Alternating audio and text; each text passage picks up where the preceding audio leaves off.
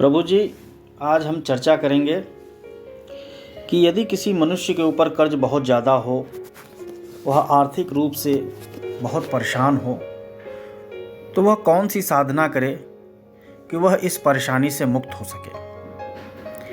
प्रभु जी, इस तरह के मनुष्य को अपना मूलाधार चक्र अवश्य संतुलित करना चाहिए, क्योंकि जिस व्यक्ति का मूलाधार चक्र असंतुलित होगा उसे आर्थिक परेशानी बहुत होगी।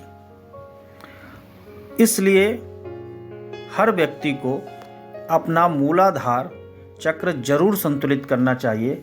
अगर वह उसे जागृत नहीं करना चाहता तो कोई बात नहीं, लेकिन संतुलित जरूर कर ले, क्योंकि संतुलित करने से उसे ये जो आर्थिक परेशानियां आ रही हैं वो खत्म होंगी, उसके लिए नए रास्ते खुलेंगे, उसके सोचने में और कार्य करने की शैली में अंतर आ जाएगा, उसके संकल्प में बल आ जाएगा।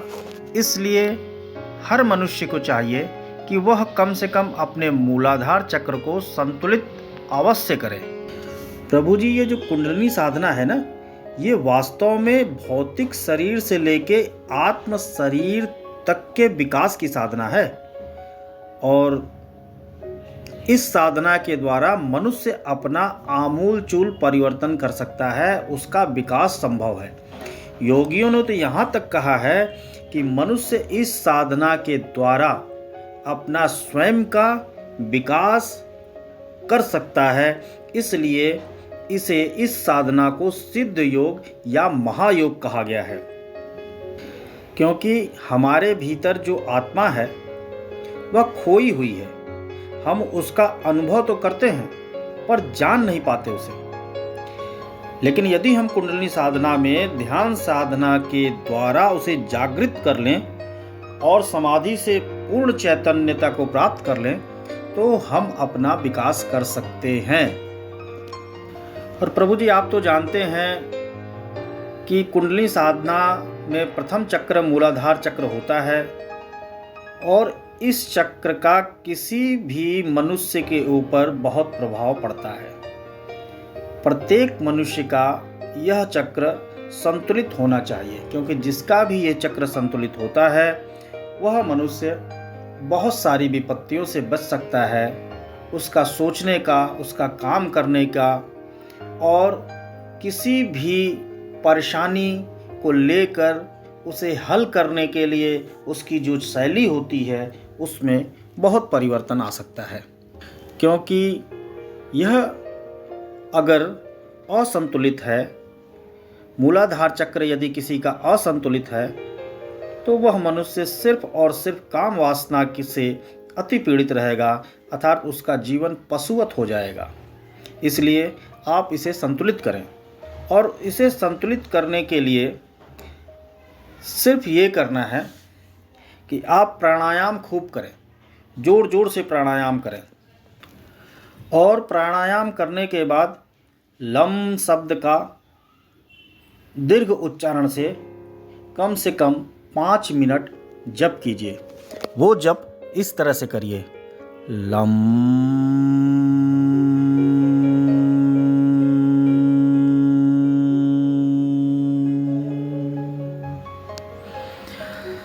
लम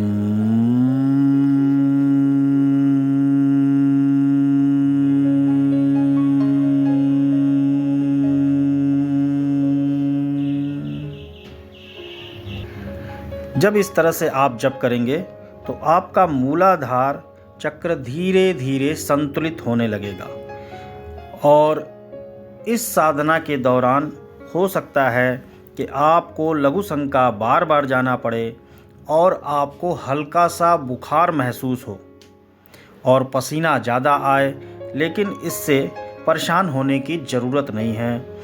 ये प्रमाण है कि आपका मूलाधार संतुलित हो रहा है, और इस चक्र में उत्पत्ति, पालन और संहार तीनों तरह की शक्ति होती है। इसलिए इस चक्र को संतुलित करें।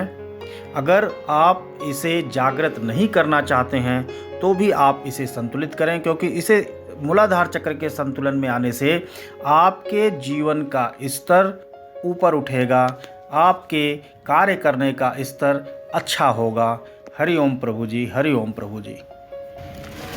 इस चक्र के देवता प्रथम पूजनीय गणेश जी हैं, जबकि इस चक्र की शक्ति डाकनी है। इसलिए इसे अवश्य संतुलित करें। अगर जागृत नहीं करना चाहते हैं तो संतुलित अवश्य करें।